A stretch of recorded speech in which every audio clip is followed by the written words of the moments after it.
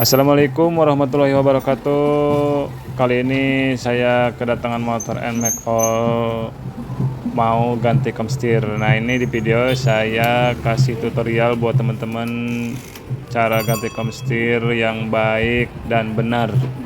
Pertama-tama kita bongkar bodi. Nah, ini berhubung NMAX ini yang di video banyak lampu variasinya, jadi kita perhatikan dulu sebelum bongkar komstir itu di kabel-kabelnya ya, karena ini kan kabelnya itu banyak yang pada di jumper. Jadi kan kita cek dulu satu-satu, ntar kalau pemasangan tuh biar kitanya tidak bingung ya. Kecuali NMAX nya masih standar perkabelannya ya, belum diapa-apain. Setelah kita melepas perkabelannya, kita bongkar tameng depannya ini ya, tameng bodinya.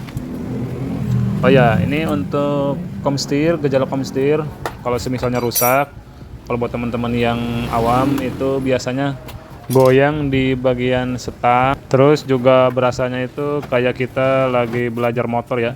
Jadi kalau kita belokin itu stang motor, jadi kayak ketarik-tarik gitu ya, kalau emang komstirnya itu emang sudah rusak atau udah mulai aus. Ini biasa kalau komstir, kalau misalnya itu cepat rusak, kadang-kadang kan belum setahun sudah rusak apa gimana gitu ya. Nah, ini biasanya itu tergantung kita cara pemakaiannya ya. Jadi pemakaiannya itu gimana yang bagus itu, kadang kalau komstir rusak itu kan sama kayak lah roda ya, berasanya. Jadi kalau di jalan raya itu kadang-kadang kan ada lubang apa polisi tidur. Nah, itu kadang suka main tabrak gitu ya, atau main hajar terus. Itu biasa yang penyebabnya yang bikin cepat rusak komstir ya. Tapi di sini kita tidak menyalahkan pengguna motor ya. Karena kan namanya di jalan itu semahir-mahirnya kita pakai motor tetap aja ya. Kalau lagi ketemunya apes itu kan ada aja kendala motor tuh.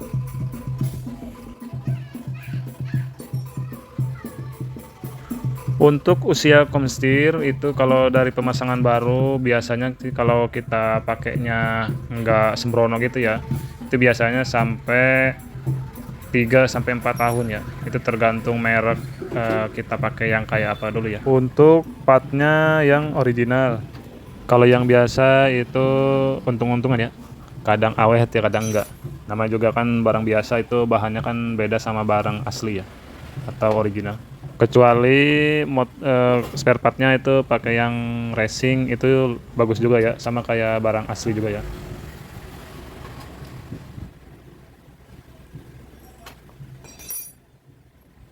Oke, kembali lagi di video. Untuk NMAX, komstirnya itu terbilang awet ya, karena dia menggunakan mur komstirnya tuh 3 dibanding motor-motor yang lain. Itu NMAX, Aerox, itu udah murnya 3 ya.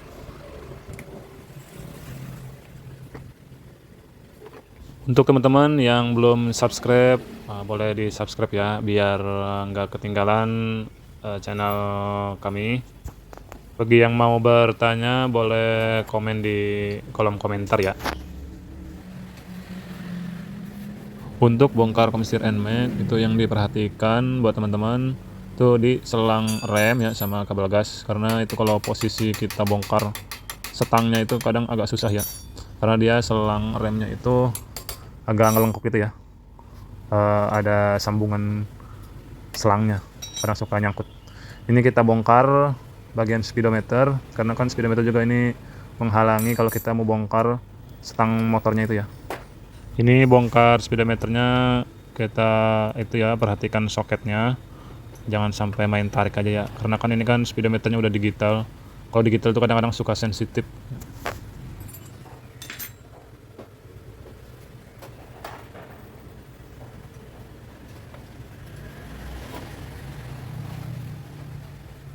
Oke, ini motor sudah kita buka bodinya semua ya, bodi tamengnya sama spakbor depannya. Ini kita lanjut, kita buka rem depannya ya. Untuk pembukaan rem depan atau kaliper ini kita harus perhatikan juga ada sensor speedometer ya. Ini kan speedometernya udah digital. Nah, jadi ini speedometernya kalau NMAX itu ada di depan ya, di tabung shock. Nah, itu kelihatan teman-teman ya.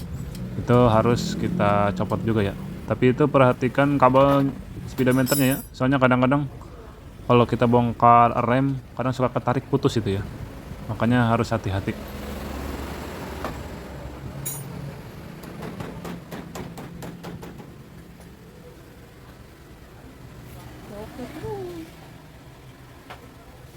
Bagi yang bertanya, buat teman-teman, ganti komstir NMAX itu kisaran harga berapa? Oke, di sini saya kasih tahu.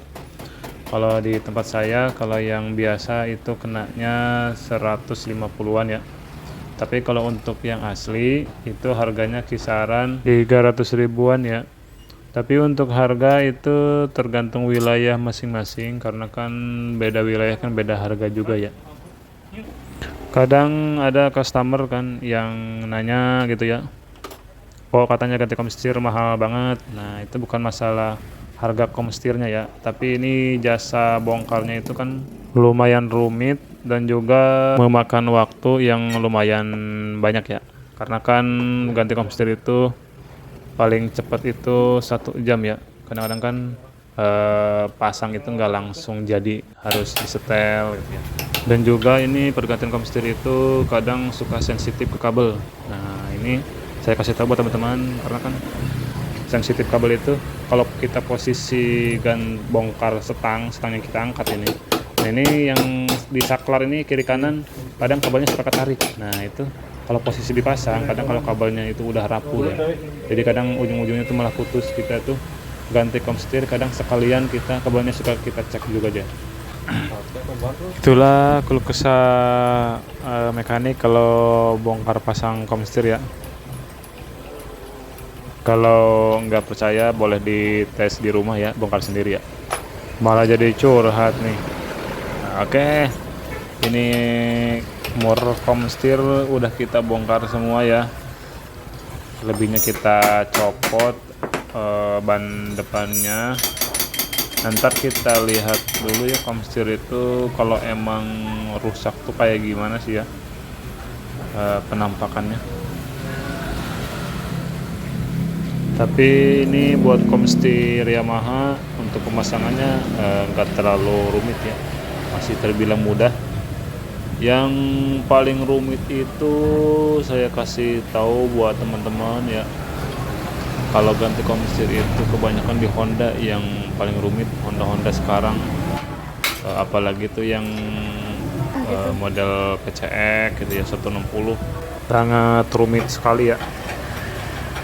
Untuk pergantian komstir bagi teman-teman yang emang males ke bengkel ya, itu saya saranin pakai yang asli. Kalau enggak modelnya model racing aja ya, pakai komstir racing, jadi itu lebih awet ya. Karena kan kalau komstir itu lebih rawan rusak ya, apalagi kita kan pakainya merek biasa, terus kita cara pakainya itu sembrono ya, bakal cepet rusak. Oke, ini kita pasang komstir yang baru. Ini kita pasang yang di bagian kerangkanya dulu ya. Ini kalau emang nggak ada alatnya ya kita ketok aja lah ya, nggak apa-apa. Nggak bikin rusak motornya, karena kan yang diketok kan bukan komstir barunya, tapi komstir lamanya yang kita ketok ya. Jadi aman. Kadang-kadang kan emang kelihatannya kan agak sedikit kasar ya, cuman kan ya emang begitulah adanya kalau cara pasang komstir, kecuali kita punya alatnya yang mumpuni gitu ya.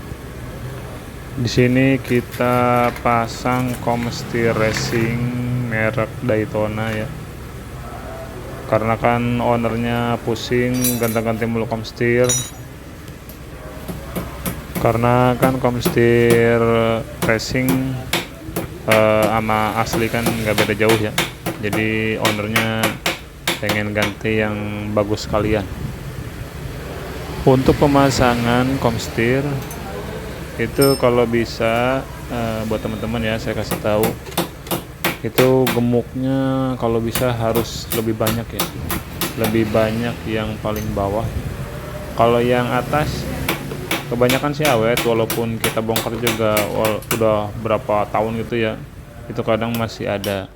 Kalau yang sering habis itu yang paling bawah, karena yang sering saya lihat kalau pembongkaran komstir, ganti komstir gitu ya, itu rusak itu keseringan yang paling parah itu yang paling bawah, karena yang paling bawah itu otomatis udah nggak ada gemuknya ya.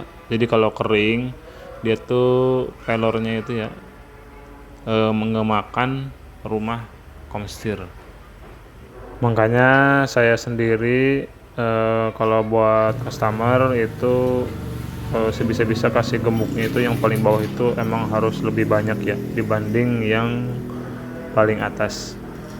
Oke, untuk permasalahan komstir, masalah gimana rusaknya atau kendalanya gimana udah saya kasih tahu. Kalau semisal teman-teman masih kurang paham, di komen aja ya.